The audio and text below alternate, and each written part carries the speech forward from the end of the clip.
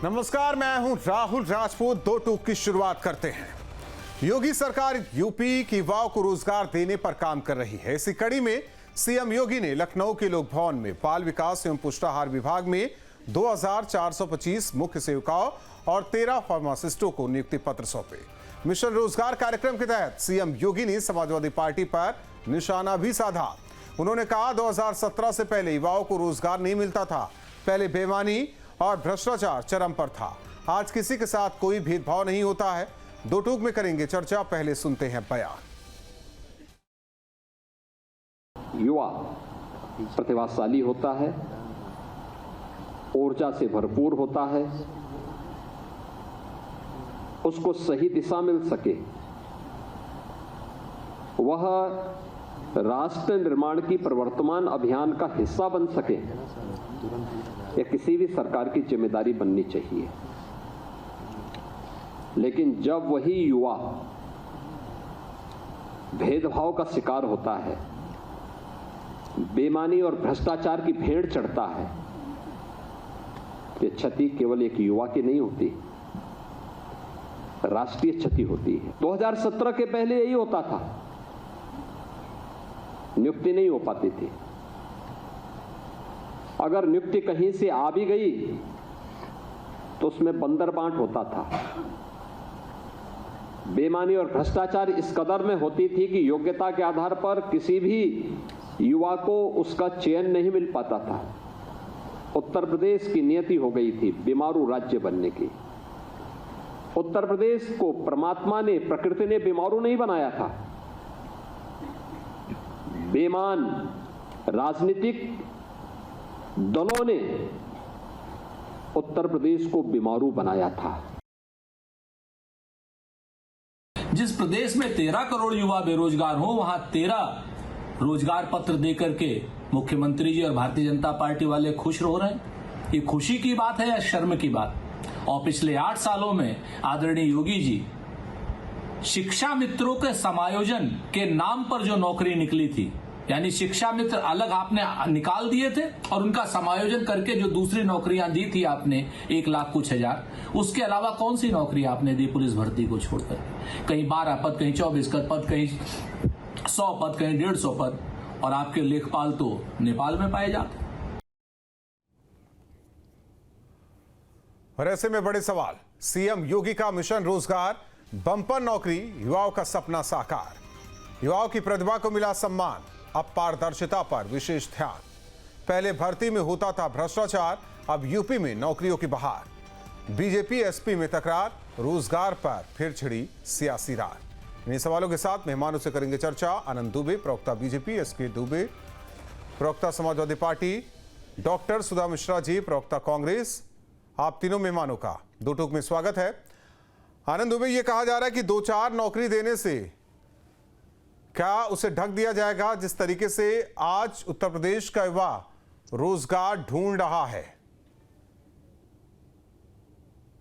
देखिए, जिसकी जैसी दृष्टि होती है उसको वैसी सृष्टि दिखाई देती। और कांग्रेस हो या समाजवादी पार्टी हो, उन्हें तो न देश में कुछ अच्छा दिख रहा है, न उत्तर प्रदेश में कुछ अच्छा दिख रहा है। इनकी एक सरकार वहां हिमाचल प्रदेश में है, बड़े बड़े वादे करके आई, तनख्वाह तक नहीं दे पा रही। नौकरी तो बहुत दूर की बात छोड़ दीजिए, पहली कैबिनेट में 1 लाख नौकरी देने की बात थी। अब मैं उत्तर प्रदेश पे आ जाता हूं। उत्तर प्रदेश में 2017 से पहले बेरोजगारी की दर, ऑफिशियल डेटा है 17.4 और आज 3% के करीब। उत्तर प्रदेश की जीडीपी 2 गुने से ज्यादा बढ़ी है।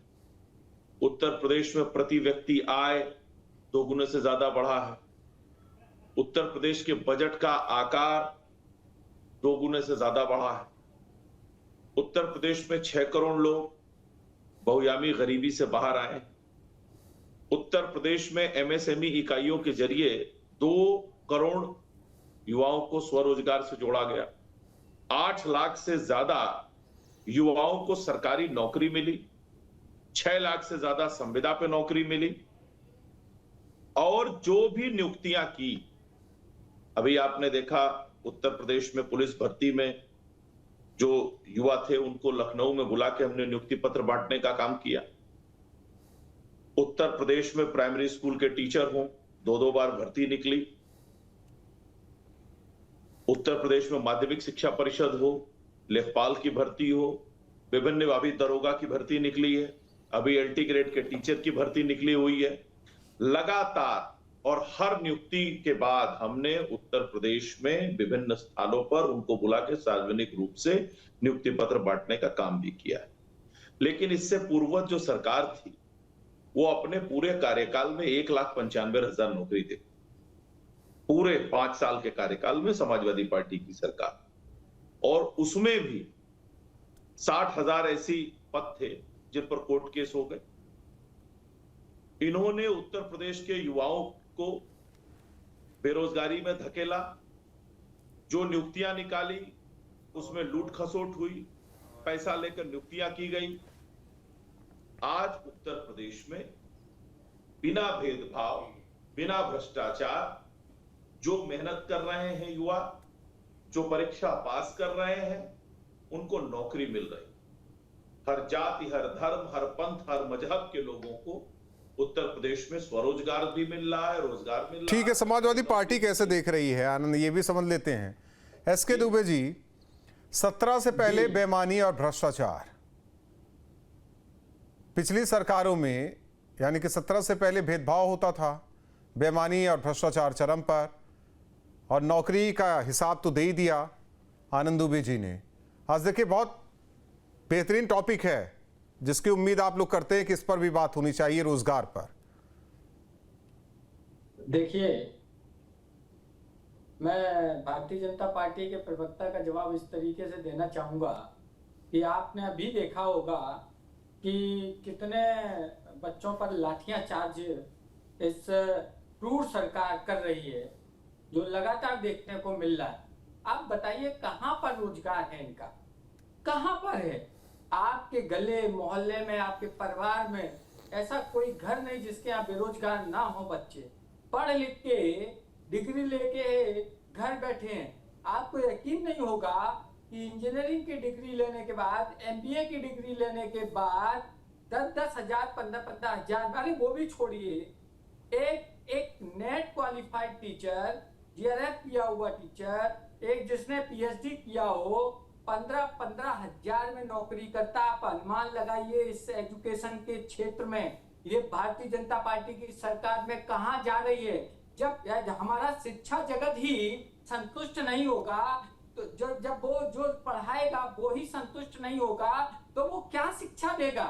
मैं आपको बताना चाहता हूं संविदा पर, ये बड़े दुर्भाग्य है इस देश का कि जहां पर आनंदीबेन पटेल जैसी राज्यपाल है, जहां पर इन जैसी मुख्यमंत्री बनती हैं जिन्होंने सत्यानाश कर दिया। राजनाथ सिंह जैसे लोग मुख्यमंत्री बनते हैं जिसने सत्यानाश कर दिया है एजुकेशन का। मैं आपको हकीकत बता रहा हूं। चला है कॉन्सेप्ट स्कूल। कॉन्सेप्ट स्कूल का मतलब ये है कि आपको स्कूल जाना ही नहीं है, स्कूल की कोई सिस्टम नहीं, सिर्फ क्लास के टाइप में क्लास चलेंगे, बच्चे आएंगे, काम पूरा करेंगे, और वो सब प्राइवेट। आप सोचिए कि किस हालत में इस एजुकेशन को इन्होंने पथारी घुमा दी है देश की। अगर हमारा शिक्षा जगत ही, हमारे बच्चे ही अच्छे नहीं निकलेंगे, नॉलेजेबल नहीं निकलेंगे, तो हम कैसे उन्हें नासा भेजेंगे, कैसे इसरो में भेजेंगे? लेकिन भारतीय जनता पार्टी को इसका नहीं। इन्होंने क्या किया है कि कहीं 1500, कहीं 500, कहीं 200, कहीं 100, कहीं 50 नियुक्ति पत्र दे दिए, और इस तरीके से ढिढोरा पीटते हैं जैसे इन्होंने आसमान को इस पृथ्वी पे लाके रख दिया हो। अरे भैया, हकीकत बयां करिए, हकीकत से रूबरू होइए। मैं स्वागत करता अगर आप ये अपने वचनों पर कायम रहते और वचनों को कायम रहते हुए पूरा करते, तो मैं विपक्ष के तौर पे आपका स्वागत करता कि नहीं, इन्होंने 1.5 करोड़ नौकरियां साल में दी हैं, इन्होंने इतनी बेरोजगारों को जो स्किल्स वाले थे उनको नौकरियां दी हैं। अरे भाई, अगर आप इतना ही बताते हैं, देखिए सरकार आपकी है, तंत्र आपका है, तो निश्चित तौर पर आंकड़े आपके होंगे, इसमें कोई दो राय नहीं है। तो आप अपने हिसाब से मियां मिट्टू बने हैं, हमें कोई तकलीफ नहीं है। बनिए मियां मिट्टू। ठीक है, डॉक्टर सुधा मिश्रा जी। डॉक्टर सुधा मिश्रा जी, कहा जा रहा है कि रोजगार मिल रहा है पारदर्शिता के साथ, कोई भेदभाव नहीं, और जिसकी जैसी दृष्टि उसके लिए वैसी सृष्टि। राहुल जी, दिक्कत इस बात की है कि जिन नौकरियों का कागज हमारे घरों पे आता था, उसको विज्ञापन में दिखाने की कोशिशें की जा रही है कि नौकरियां दे रहे हैं। 2019 से 2024 में देश भर में लगभग 65 से अधिक पेपर लीक हुए और सबसे अधिक उत्तर प्रदेश में हुए। और जब उत्तर प्रदेश में पेपर लीक हुए तो उसका मतलब सबसे अधिक भर्तियां प्रभावित हुई उत्तर प्रदेश में। ये मैं कोई ज्यादा बाहर का तो नहीं बोल रही हूँ। और आप जानते हैं कि ये होने के बाद मैक्सिमम परीक्षाओं को टाला गया, और टाला गया तो उनकी परीक्षाएं नहीं हुई। इसका मतलब उस पर कोई एग्जाम ना होने के नाते वो वैकेंसी फुलफिल नहीं हुई। अब बात कर लेते हैं उन चीजों पे जिस पे सरकार दावा कर रही है। पिछले कई सालों से आपने देखा होगा इको गार्डन में 75,000 वैकेंसी के बच्चे जिस तरह से धरना प्रदर्शन कर रहे हैं, वो कितने सालों से नौकरी कर रहे होते हैं। ये सब बात आप जब हमसे पूछते हैं तो ये प्रश्न ना उपहास करता है स्वयं से कि जिस प्रदेश में शिक्षा की ये बदहाली हो। मैं पढ़ाती हूँ, मैं कई बार बोलती हूँ कि मैं जानती हूँ बच्चे 4-4, 5-5 साल से अपने गांव से निकल के, अपने घर से निकल के कितने मुश्किल हालात में फॉर्म भरते हैं। और आप जानते हैं पेपर रद्द होने का मतलब क्या होता है? वो बच्चे फिर से उस फी को रिफिल करेंगे, फिर से फॉर्म भरेंगे, फिर से तैयारी करेंगे 1-2 साल। और कई बार जो बच्चियां बाहर निकल के आते हैं, राहुल जी, आप लोग तो संवेदनशील लोग जानते हैं कि जब लड़की कोई बाहर पढ़ने आती है तो उसके साथ उसके परिवार की आशा, उम्मीद सब जुड़ी होती है, और उसके पास अधिक समय नहीं होता है। 1-2-3 साल के लिए बच्चे बाहर भेज जाते हैं, खास करके लड़कियां। वो हिम्मत करके पढ़ने आती हैं, नौकरी के लालचे में आती हैं। और नौकरी किसको चाहिए? जो बिजनेसमैन लोग हैं, जिनके पास अथाह पैसा, उनको नौकरी नहीं चाहिए। वो बच्चे जो आर्थिक रूप से पिछड़े हुए हैं, जिनके पास वो संबल है कि कम से कम सरकारी महकमों में जो पद है वो उन्हें मिल जाएगा, तो उनकी आजीविका कुछ सुचारू रूप से ढंग चल पाएगी।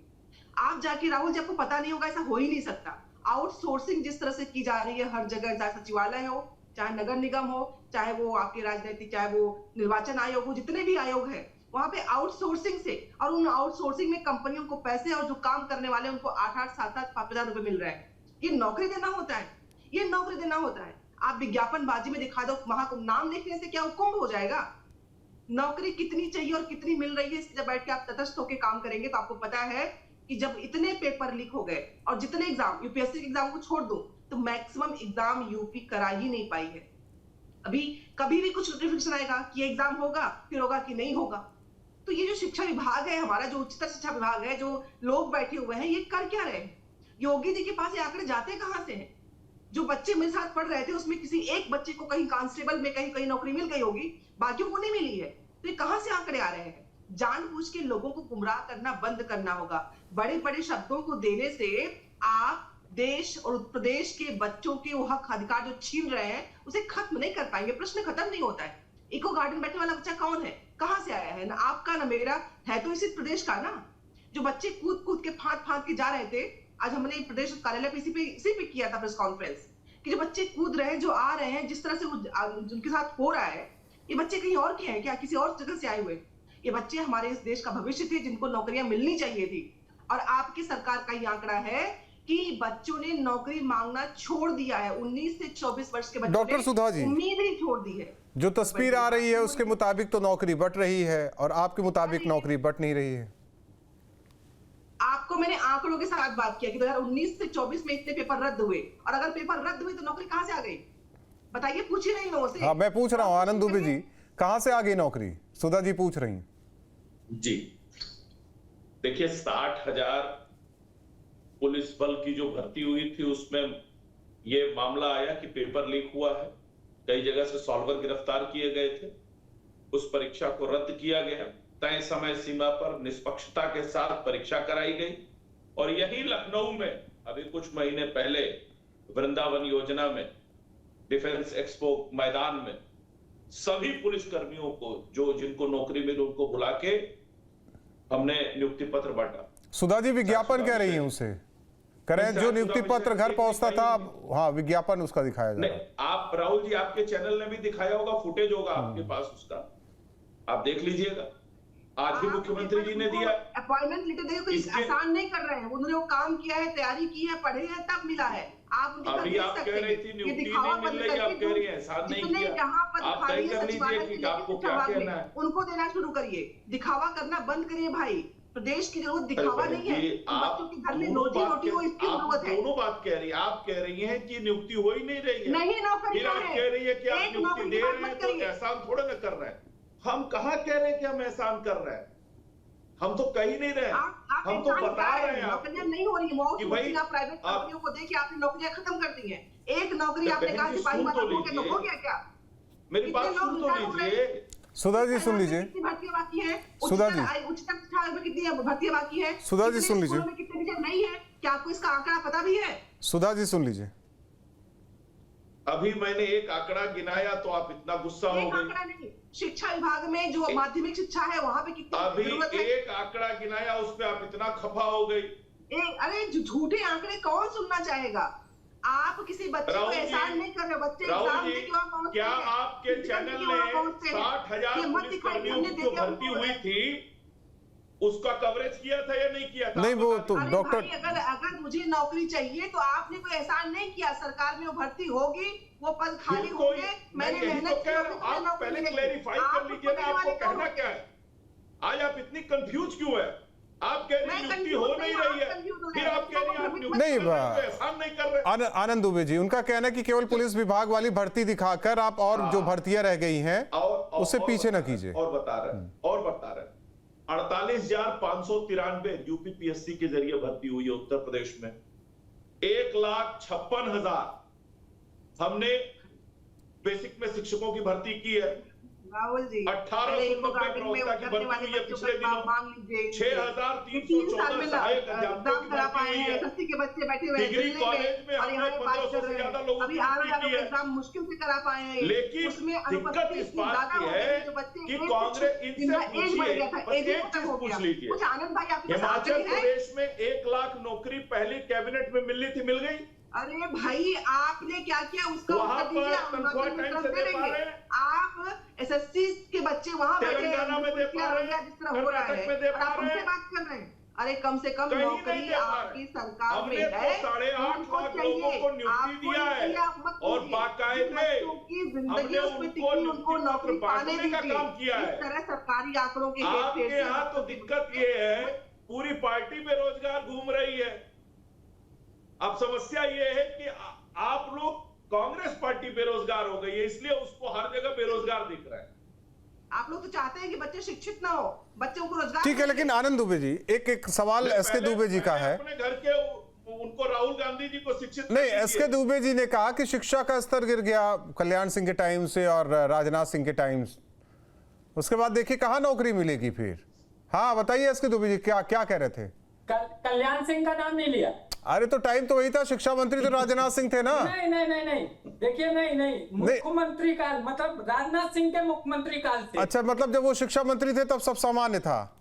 जब नकल अध्यादेश लाया गया था, नहीं मैं बात सुनिए, जब नकल अध्यादेश लाया गया था वो ठीक था। मैं उसी में 12th पास आउट हूं साहब।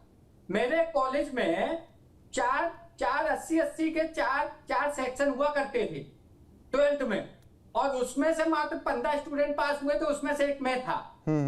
तो मैं उसका तो ठीक तो है, नकल का स्तर ठीक है। मैं कल्याण सिंह के कार्यकाल को हटा देता हूं जिसमें शिक्षा मंत्री थे राजनाथ सिंह। इसके बाद मैं बात करता हूं जब राजनाथ सिंह मुख्यमंत्री बने। राजनाथ सिंह मुख्यमंत्री बने, ठीक, उसके बाद से प्राइवेटाइजेशन चालू हुआ।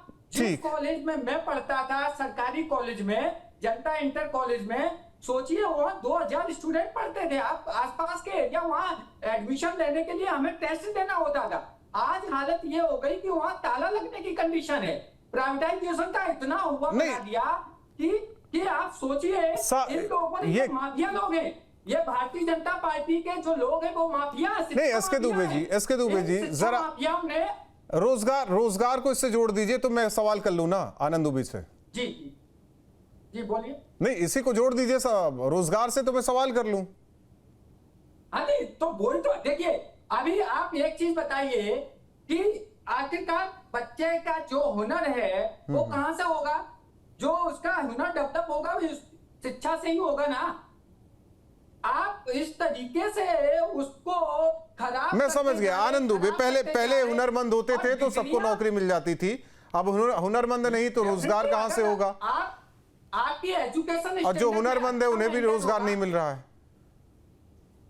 देखिए, मैंने ये तो कहा कि जिन लोगों को कुछ अच्छा ही नहीं लग रहा उत्तर प्रदेश में देश में, आप ये बताइए कि इन लोगों को देश की अर्थव्यवस्था मरी हुई लग रही है, देश का सिस्टम सड़ा हुआ लग रहा है, देश का चुनाव आयोग बिका हुआ लग रहा है, देश की अदालतों पे इन्हें भरोसा नहीं है, सेना पे इन्हें भरोसा नहीं है, देश में इस समय कुछ भी इनको अच्छा नहीं लग रहा है। अब बताइए इनको अच्छा लगाने के लिए क्या किया जाए?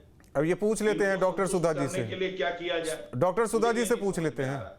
ट्रम्प साहब क्या बोल रहे हैं? आपको वीडियो वायरल हो रहा है। ट्रम्प साहब का दोस्ती कहाँ चली गई? ट्रम्प साहब की दोस्ती कहाँ चली गई? 50% हो गया है, 9 लाख करोड़ रुपए का असर पड़ेगा। यही मैं क्या पूछ रहा बात करते हो? कहाँ जाएगा कपड़े का व्यापार? कहाँ जाएगा ज्वेलरी का व्यापार? कहाँ जाएगा डायमंड का व्यापार? बहुत चिंता है एसके दुबे जी को। आप चिंता मत हमें करिए। चिंता नहीं है, आप भी नागरिक हैं, आपको भी चिंता होगी राहुल जी। हमारा क्या देखिए, चिंता करने के लिए नरेंद्र मोदी जी की सरकार है। देखिए क्या रणनीति होती है, क्या रणनीति होती है ये सरकार देखे। रणनीति क्या होनी चाहिए वो पक्ष विपक्ष दोनों देखे। जनता चिंतित होने लगेगी तो फिर देश कैसे चलेगा? ठीक है। डॉक्टर सुधा जी बीजेपी प्रवक्ता आनंद दुबे पूछ रहे हैं, बताइए क्या करे कि आप लोगों को अच्छा लगे और सही दिखे? भाई हमें नहीं, चुनाव आयोग पे अगर राहुल जी ने प्रश्न किया विधानसभा को लेकर, अनुराग ठाकुर 6 राज्यों को लेके आए थे, इसका मतलब इनको भी है संशय, लेकिन ये कह नहीं रहे हैं। पूछिए क्यों? अरे भाई उत्तर का प्रश्न का उत्तर प्रश्न नहीं होता है। हमें नहीं अच्छा लग रहा है। इस देश के लोगों को शिकायत आपसे है, जो आपने कहा वो आपने किया नहीं। आपने सब्जबाग नए दिखाए लेकिन उसपे पूरे नहीं खरे उतरे। उसके बाद लोगों को ठग के अपने बच्चों को बाहर पढ़ने के लिए भेज करके आप हमारे बच्चों को सिखा रहे हैं कि वैज्ञानिक सोच से पीछे जाओ। आप हमारे बच्चों को चाहते हैं कि शिक्षा ही न मिले, आप चाहते हैं उन्हें रोजगार न मिले, आप चाहते हैं महंगाई की मार इतनी ज्यादा हो जाए कि ठीक है, टाइम कम है सुधा जी, नाम जपते रहे। जल्दी बात पूरी कीजिए। लोगों ने देश को अगर सोचा है कि आपकी अंधभक्ति में वो ऐसे बने रहेंगे तो ये आपकी भूल है। ठीक, आनंद देवो जी आप लोगों की भूल है, अंधभक्ति में नहीं रहेंगे। आम जनता जनमानस अंधभक्ति में नहीं। आ रहे हैं दुबे साहब, एसके दुबे साहब, एसके दुबे साहब 1 मिनट। दावे से कह सकता हूं एसके दुबे साहब, भारतीय जनता पार्टी के प्रवक्ता आंतरिक विचार करें और दिल से सोचे तो ये भी भारतीय जनता पार्टी के खिलाफ ही होंगे। ठीक है आनंद दुबे जी। देखिए इन्होंने कहा बच्चे विदेश पढ़े। अब ये सबको पता है कि किन जो दोनों पार्टी प्रवक्ता बैठे इनके बच्चे विदेश में पढ़े हैं, लेकिन उसके बावजूद भी किसी काम के नहीं है। जनता उनको स्वीकार नहीं कर रही है। ठीक, और इनको आंकड़ा बता दूं मैं, ये 2014 से आज तक देश कितना बदल गया है। राहुल जी 2014 में टैक्स एग्जम्पशन 2 लाख रुपए हुआ करता। नहीं, कहां चले गए आप?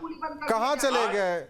टैरिफ पर कहां चले गए? समझ में नहीं आता। जाने दीजिए। तब 2014 में 30-40 रुपया पेट्रोल हुआ करता था, आज 100 रुपया। अरे भैया कांग्रेस पार्टी ऑयल बॉन्ड जारी करके तेल बेच रही थी। जाना है ऑयल बॉन्ड जारी करके जिसका भुगतान नरेंद्र मोदी जी की सरकार ने किया है। ऋणम कृत्वा घृतम पिबेत्। इस मुद्दे पे चल रहे थे आप लोग, क्या बात कर रहे हैं? स्कूल में पढ़ाएंगे। कहाँ आपने पेट्रोल में 35 रुपए का इजाफा किया और आज आप बात कर रहे हैं? एसके दुबे साहब व्यक्तिगत ना होइए, फिर वो आपसे पूछने लगेंगे, आप उनसे पूछ रहे हैं। ये व्यक्तिगत सवाल नहीं। मैं तो आपको भी बोल रहा हूँ कि हर व्यक्ति ये चाहता है कि वो अपने बच्चों का भविष्य उज्जवल बनाए, अच्छे से अच्छी शिक्षा दे। उसमें हर बात व्यक्ति की बात में व्यक्तिगत कभी नहीं होता हूँ, मैं जनरल बात करता हूँ। तो ऐसा कौन सा व्यक्ति होगा जो ये चाहेगा कि वो अपने बच्चों को अच्छी शिक्षा ना दे? बताइए मेरे को। लेकिन जब शिक्षा बिकाऊ हो जाए तब उस देश का क्या होगा? ठीक है, यानी कि चाहता हूँ केंद्र में 14 के बाद प्रदेश में 17 के बाद बेड़ा गर्क कर दिया ना इन्होंने, यही है ना एसके दुबे जी? नहीं, मैं इस बात को दूसरे हिसाब से कहता हूँ कि आप इनसे पूछिए कि 2016-17 में उत्तर प्रदेश की जीडीपी कितनी थी, जरा इनसे पूछ लीजिए। कि भाई पिछली की सरकारों ने जो किया, ये प्रवक्ता है समाजवादी पार्टी के, इससे पूछिए उत्तर प्रदेश की जीडीपी कितनी थी 2016। अच्छा, एक चीज आनंद दुबे बता रहे थे, वो क्लियर होता चले यहाँ। निर्यात कितना एसके दुबे जी, आनंद दुबे जीडीपी पर बात नहीं करेंगे, रोजगार पर बात करें। आज केवल रोजगार पर बात करेंगे। एसके दुबे जी, उन्होंने 5 साल का कुछ आंकड़ा दिया था, तो आप भी आंकड़ा दे दीजिए। 12 से 17 के बीच क्या आंकड़ा रहा रोजगार का? ये अब हमने आपको एक चीज बोली, ये जो आंकड़े हैं, आप सत्ता में हैं, आप सत्ता में बैठे हैं, 100% नहीं, एसके दुबे जी, आप सवाल को गलत ले रहे हैं, सवाल को गलत ले रहे हैं। वो अपना तो बताए ही, आपका भी बता दिया उन्होंने। नहीं, सुनिए, उसी की मैं बताता हूं। इन्होंने पिछले 8-9 साल में इतने इंडस्ट्रियल के वो लगाए थे और हमेशा इन्होंने ये कहा कि हमारे इतने एमओयू हुए, लेकिन आज धरातल पे कहां पे हैं आप खुद देख लीजिए। आप लोग ही चलाते हैं, कहां से? इनसे पूछ लीजिए कितनी नौकरी दी थी 2012 से 17 के बीच में। हजारों लाखों में चले जाते हैं, लाखों करोड़ों के। तो भैया, ये जनता को क्यों आप झूठ का आईना दिखा रहे हो? ठीक है डॉक्टर सुधा जी, तस्वीरें आ तो रही है ना कि रोजगार मिल रहा है। राहुल जी, तस्वीरें तो आई थी डिग्री की भी, लेकिन तो फिर तो कोर्ट ने मना कर दिया। तो ऐसा ही कुछ यहाँ पे जॉब को लेके भी हो रहा है। मैं अगर सच बताऊं राहुल जी, मेरा राजनीतिक मतभेद कितना भी हो, अगर सच में नौकरियां मिल रही होती तो मैं आज डिबेट में बोलती कि हाँ, सरकार ने नौकरियां दिया है। नहीं दिया है, छल हो रहा है। बच्चे जो पढ़ रहे थे लगातार 4-5 सालों से, उन्हें नौकरियां नहीं मिल रही है। वो आते हैं बेचारे 3-4 साल गुजार के, वो जो नोटिफिकेशन आता है आपके एग्जाम में, उसमें कम से कम साल भर लगते हैं।